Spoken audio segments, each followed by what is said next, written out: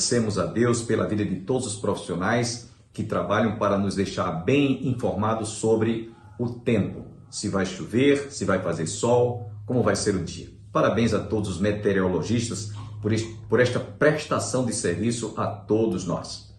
Logo mais, o pastor e cantor Paulo César vai estar interpretando uma das músicas do seu repertório. Ele que esteve aqui como um dos cantores do Encontro para a Consciência Cristã, estará logo mais louvando a Deus. E hoje ouviremos a conclusão do estudo sobre o livro de Neemias. Neemias e Esdras foram levantados por Deus para restaurar os muros de Jerusalém que estavam caídos e as portas queimadas e a restauração do templo. É belíssima essa história porque Neemias contribuiu em muito para nos deixar esse legado, este exemplo de um homem de Deus que trabalhou por seu povo e para restaurar toda a sua nação. Como nós precisamos de Neemias em nossos dias, né? Para restaurar a nossa nação. Fiquemos, portanto, antes com o pastor Paulo César louvando a Deus.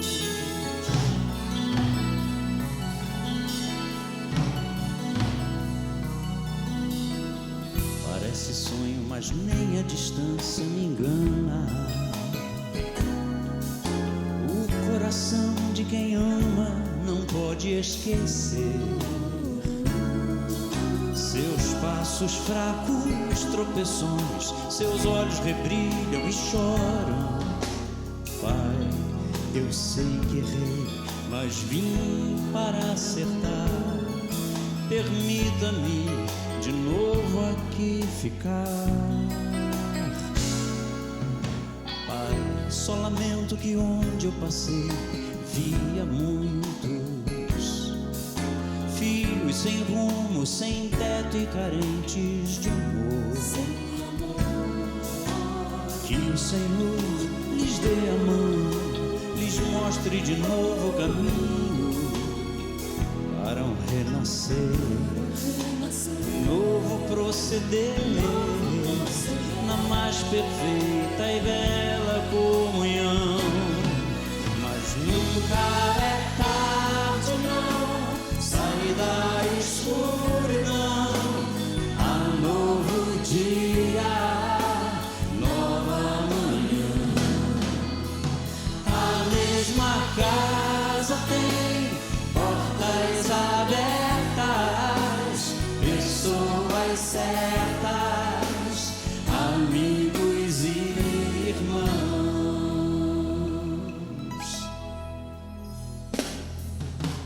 Nunca é tarde, não, sair da escuridão.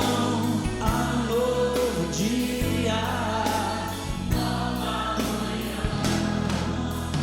A mesma casa tem portas abertas, pessoas certas, amigos e irmãos.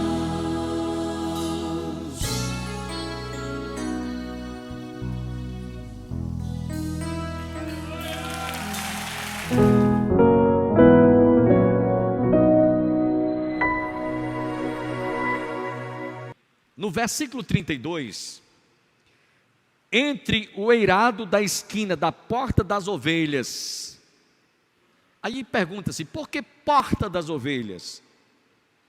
Por que porta das ovelhas? Porque eram 10 portas, cada porta tinha a sua identificação. Por exemplo, a porta dos cavalos, por quê? Se negociava, se vendia cavalos naquela porta. A porta das ovelhas, porque ali se negociava as ovelhas que iriam ser sacrificadas no templo. Porta dos peixes, porque ali se trazia toda a pesca para ser. A gente chega na feira central, né? A gente sabe agora, né? Tem a feira né? A parte dos peixes, né? Tem a parte da floricultura, tem a parte lá de cereais, tem a parte das verduras. Assim também eram aquelas portas em Jerusalém, ou aqueles portões. E essa porta das ovelhas ficava bem próxima ao tanque de Betesda, ali onde aquele homem, com 38 anos de idade, quando foi lá, Jesus chegou, quando o anjo descia, movia as águas, e aquele que chegasse primeiro era curado.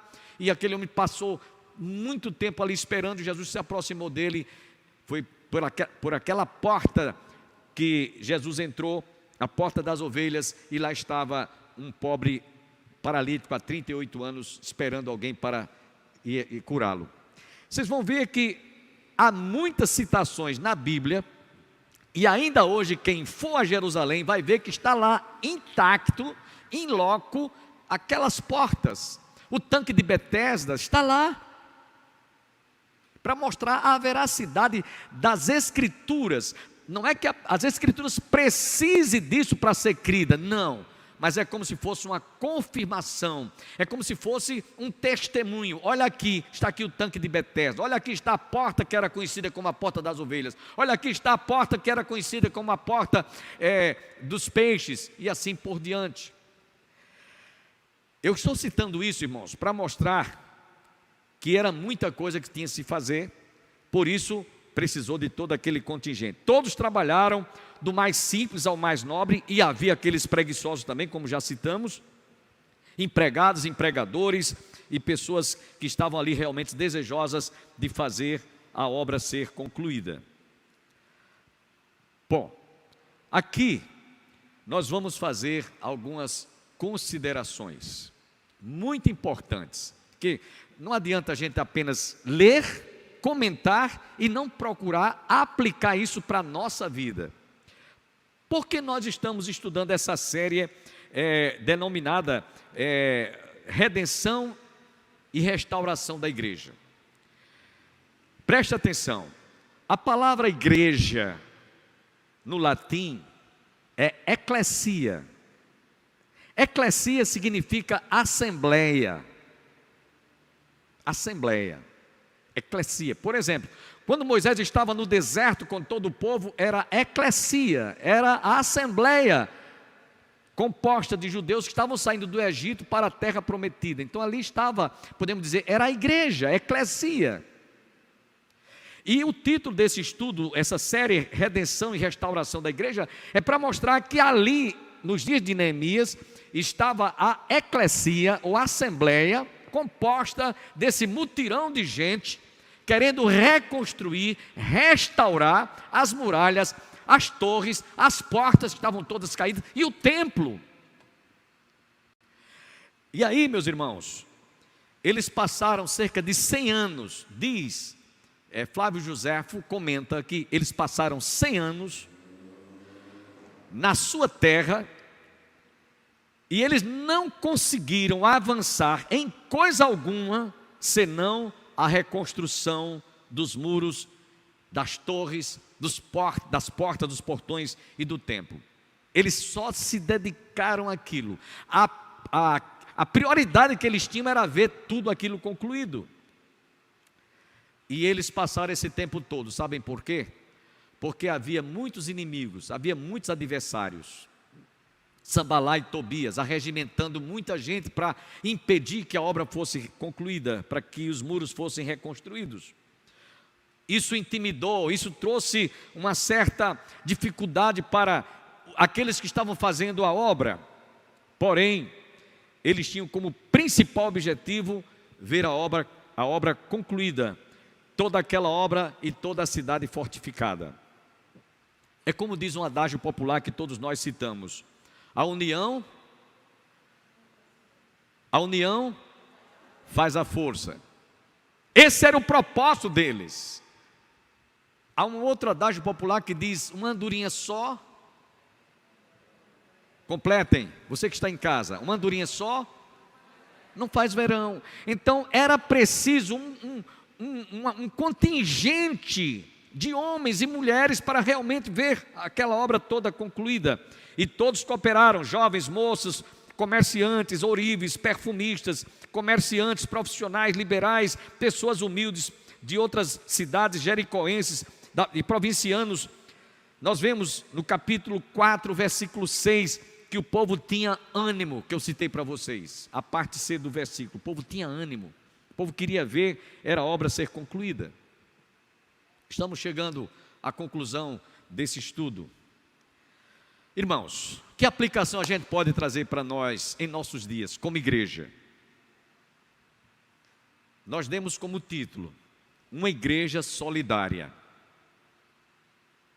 Não espere só do pastor. Aqui nós temos dois pastores, né? O pastor titular, este que vos fala, e o pastor auxiliar, pastor Antônio Júnior, que aliás está voltando de férias hoje. Mas não espere só do pastor ou do seu líder. Se torne ou se apresente também como um voluntário, como aquela gente todinha aqui que eu li para vocês, uma leitura um pouco exaustiva, cansativa, mas eles estavam ali voluntariamente. Ali era para reconstruir os muros que estavam caídos, era para restaurar as portas e colocar trancas e ferrolhos, para que o inimigo não tentasse invadir novamente a cidade. Eles estavam prevenindo tudo, levantaram as muralhas, colocaram portas e trancas e ferrolhos, que vou ler para vocês. Dei até ênfase quando estava lendo essas partes, para que não houvesse brechas, para que o inimigo não entrasse ali na cidade de Jerusalém. Muralhas, portas e portões, torres e o templo. Ali eles estavam trabalhando, e era uma construção, podemos dizer, civil. Hoje, preste bem atenção, abra bem os ouvidos. Hoje, nós estamos como igreja empenhados na reconstrução espiritual de vidas que estão destruídas pelo pecado, vidas que estão arruinadas pelo pecado, que precisam de ser resgatadas, que precisam de ser restauradas. Enquanto ali eram muralhas, hoje são vidas que precisam de ser restauradas, que precisam de ser salvas, precisam de ser resgatadas. Então, nos dias de Neemias, a gente pode tirar uma lição para nós como igreja. A igreja, meus irmãos, está aqui na terra para alcançar aqueles que estão perdidos, aqueles que estão cansados e oprimidos, aqueles que estão vivendo sem esperança de que realmente nós vamos ter um mundo melhor, não aqui, mas um lugar que Jesus disse que ia preparar para cada um de nós. Louvado seja o seu nome. E a gente precisa de mostrar isso para essa gente. Nem tudo está perdido. A gente sabe que hoje há muitas vidas que estão arruinadas pelas drogas, pelo espírito da embriaguez, espírito da prostituição. Muitos lares estão sendo destruídos por causa do pecado, do adultério, da jogatina, da bebedeira. Famílias inteiras vivendo dramas estão sendo destruídas, como aquelas muralhas estavam arruinadas, como aquelas portas estavam queimadas, como o templo estava destruído. Então famílias inteiras precisam de ser alcançadas por nós que somos a igreja do Senhor Jesus, o qual Ele nos deixou essa tarefa. Lembra-se do que Jesus diz com relação à nossa missão? No Evangelho de São Mateus há uma passagem que eu me comovo muito quando eu a leio, porque nós vemos aqui no capítulo 6, o sentimento de Jesus, no capítulo 9, versículos 35 a 38, eu vejo aqui o sentimento de Jesus, que esse deve ser o meu e o seu sentimento pelas almas. Diz o texto, vou pedir que seja colocado aqui no telão, capítulo 9 de Mateus, versos 35 a 38. E percorria Jesus todas as cidades e povoados, ensinando nas sinagogas, pregando o evangelho do reino e curando toda sorte de doenças e enfermidades. Vendo ele as multidões, compadeceu-se delas, porque estavam aflitas. Aflitas, sabe o que é alguém que está aflito? E exaustas, como ovelhas que não têm pastor. E então se dirigiu aos seus discípulos e disse: a seara na verdade é grande, mas os trabalhadores são poucos. Rogai, pois, ao Senhor da seara que mande trabalhadores para a sua seara. Está vendo aqui, irmão? missionária Francinete. A mesma necessidade que o povo tinha, a eclesia, a igreja, podemos assim dizer, nos dias de Neemias, tinha de restaurar as muralhas, tinha de restaurar as portas, colocar trancas e ferrolhos para que o inimigo não invadisse e elevasse as torres e as portas e o templo também. Hoje nós temos que restaurar vidas. Lembra-se, lá em Lucas capítulo 10, verso de 1 a 20, Jesus escolheu 70 e enviou-os de 2 em 2, para que eles fossem anunciar e proclamar o Evangelho, para restaurar e alcançar as vidas.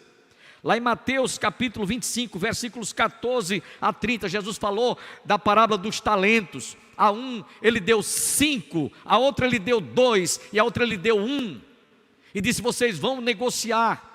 E o que recebeu 5 negociou e ganhou mais 5. O que recebeu 2 negociou e ganhou mais 2. E o outro que recebeu apenas 1 talento, com medo, sabendo que o Senhor iria exigir dele, quando ele voltasse, enterrou o talento.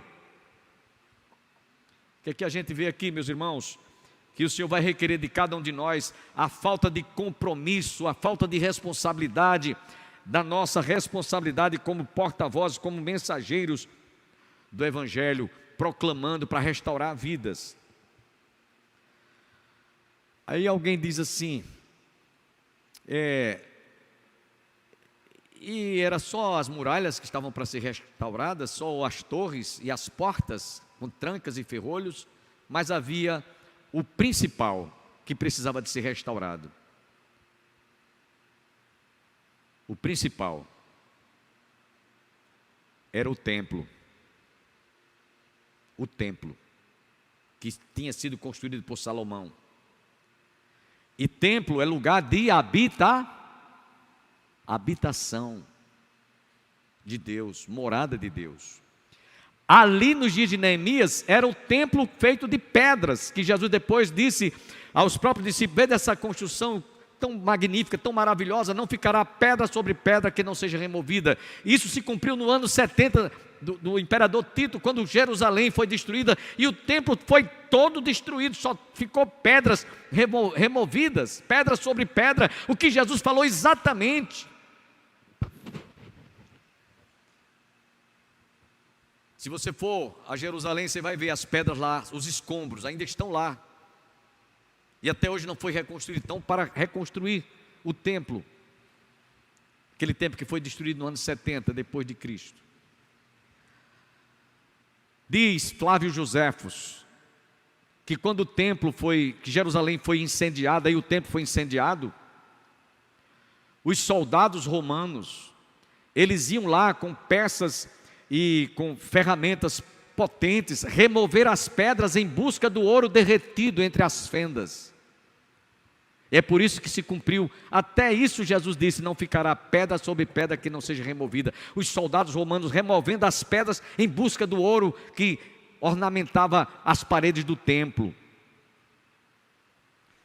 Mas o mais importante hoje não é o templo de Salomão, não é o templo construído por pedra, mas é o templo do nosso coração. É esse templo que nós como igreja precisamos de levar ao conhecimento das pessoas que ainda não adentraram, que ainda não vieram a Jesus, e que precisam de ser acolhidas pela igreja, para que venham fazer parte do corpo de Cristo. Paulo nos diz, escrevendo aos Coríntios, capítulo 6, que o templo que ele está se referindo não é o templo feito por mãos humanas. No capítulo 5 ele fala isso que eu estou citando, mas não um templo feito por mãos humanas, mas feitas por Deus, que é o santuário, morada de Deus. Nós somos templo do Espírito Santo de Deus. Quem pode dizer amém? E eu quero concluir lembrando, irmãos, que lá no Evangelho de Mateus, capítulo 14, versos 13 a 21, Jesus estava realizando a primeira multiplicação dos pães. E quando ele estava para despedir as multidões, porque alguém chegou para Jesus e disse: olha, despede a multidão, o dia já declina e esse povo vai estar aqui com fome, passou o dia aqui. Jesus chegou para eles e disse: dai-lhes vós mesmos de comer. Dai-lhes vós mesmos de comer. E aí alguém disse para ele: como? Se aqui não tem nem onde a gente comprar, e se alguém tiver alguma coisa aqui, não vai dar para matar a fome desse povo todo. Jesus disse: dai-lhe vós mesmos de comer. Vocês têm alguma coisa aí? Tinha um rapazinho lá, que tinha 5 pães e 2 peixinhos. Jesus então mandou que fosse introduzida a sua presença. Ele orou, consagrou, multiplicou, e ele mandou que fossem assentadas de 50 em 50 pessoas, de 100 em 100 pessoas. E depois eles distribuíram. Jesus orou e multiplicou os pães e os peixes, todos se alimentaram, e ainda sobraram 12 cestos de pães e peixes. Meus irmãos, nós vemos aqui que é a igreja, que somos nós, que temos a responsabilidade de reconstruir, de restaurar vidas através do pão da vida, que é a palavra de Deus, e trazer essas pessoas para que elas venham fazer parte do corpo de Cristo, para que elas se tornem templo, morada de Deus. Essa é a aplicação que nós poderemos aprender nesse capítulo 3 aqui, do livro de Neemias. E Deus espera contar comigo, espera contar com você, irmã Terezinha, espera contar com você, diácono Rinaldi, espera contar com você, presbítero Ângelo Roncalli, espera contar com você, irmã Wilma, espera contar com cada um de nós, você, Jefferson. Deus espera contar com você, Nilo, tocando, usando este instrumento para a glória de Deus, ou louvando aqui na frente, ou visitando alguém que está hospitalizado, precisando de uma palavra de conforto, de consolo, ou de alguém que está precisando de ter um pouco de pão para se alimentar, como fazem as irmãs do departamento do Centro de Promoção Social, na pessoa da nossa irmã Jane e todas as suas auxiliares, que aliás parece que vai ter sábado, né? Sábado agora vai ter um sopão. Deus espera contar com as suas mãos.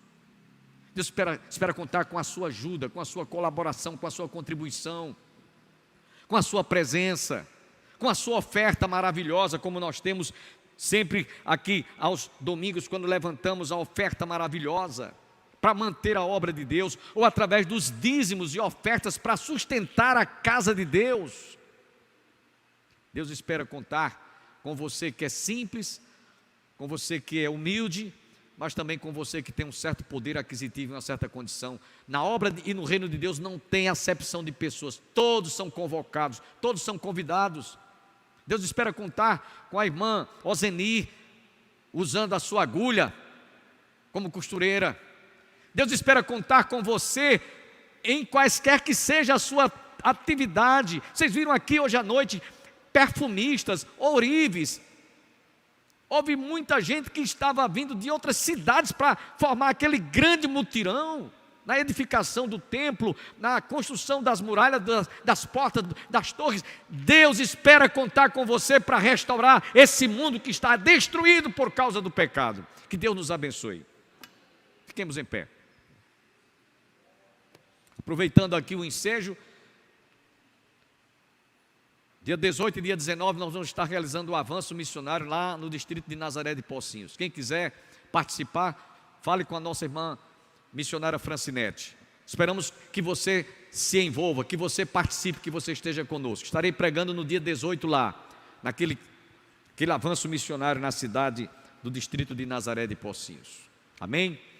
Nós vamos orar e vamos pedir que Deus desperte a mim e a você, desperte o nosso coração. Não fique parado, não fique no marasmo espiritual, não fique acomodado como aqueles nobres que vieram lá de Tecoa, que eram preguiçosos. Deus espera contar com você. Darlene Glória, que esteve aqui na nossa igreja, me lembrei agora, quando ela veio dar o seu testemunho, ela cantou um corinho que eu não esqueci nunca mais. E no corinho dizia assim: Deus não quer preguiçoso em sua obra. Deus não quer preguiçoso em sua obra. Ele chamou gente que estava em pleno exercício, em plena atividade.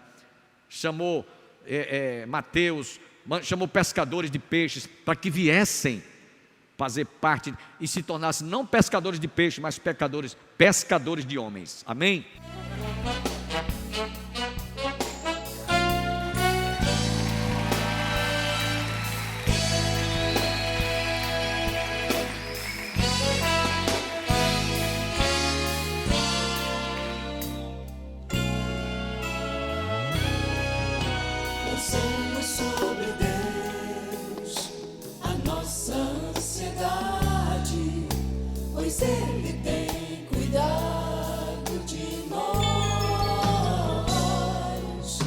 Lancemos sobre Deus a nossa ansiedade, pois Ele tem cuidado de nós.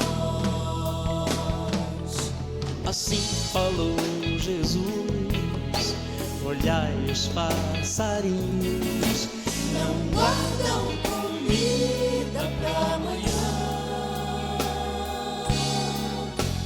mas o nosso Pai Celestial lhes dá.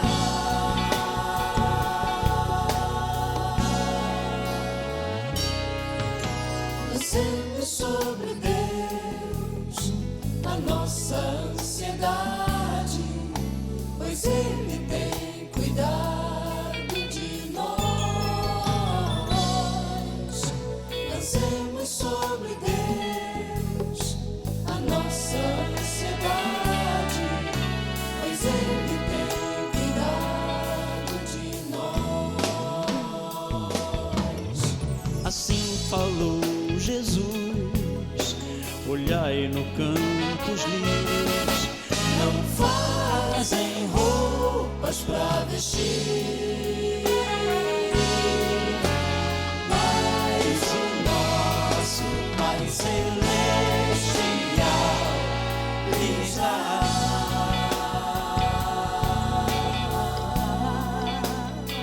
Oh, sim, de nós Deus tem cuidado. Jesus assim falou, que o Pai do céu, em seu grande amor, tem cuidado.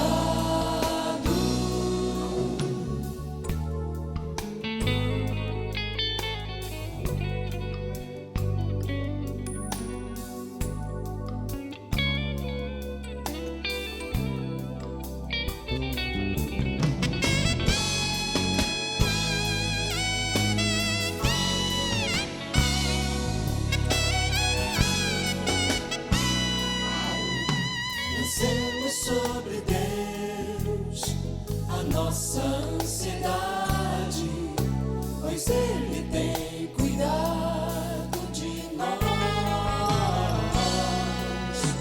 Lancemos sobre Deus a nossa ansiedade,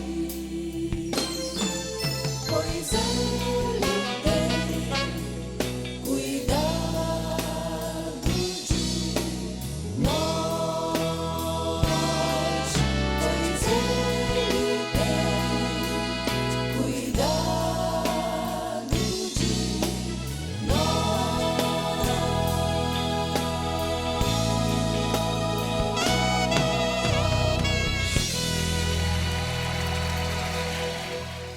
Agradeço a você que esteve conosco, espero que tenha assimilado bem todo esse histórico sobre o livro de Neemias. Amanhã daremos continuidade a um outro capítulo, portanto continue conosco. Antes, porém, desejamos lembrar a todos que no mês de abril, dias 15 e 16, o programa Opção para a Vida estará celebrando o 32º aniversário de ministração todas as manhãs através deste canal, deste veículo de comunicação, TV Master, TV a cabo, canal 20 e também pelo YouTube.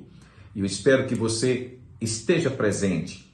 Foi especialmente convidado para estar conosco o reverendo Alexandre Ximenes, pastor de uma das igrejas episcopais na cidade do Recife. Portanto, venha participar conosco. Nós desejamos abraçá-lo e principalmente você que é internauta, telespectador, ou você mesmo que já foi fruto alcançado através do ministério do programa Opção para a Vida. Compareça, a Igreja do Calvário está situada às margens do Açude Velho, confluência com o Parque da Criança. Fácil de você identificar porque está ali ao lado do Monumento do Centenário, no início do giradouro da Avenida Brasília. Tenham todos um bom dia e até amanhã.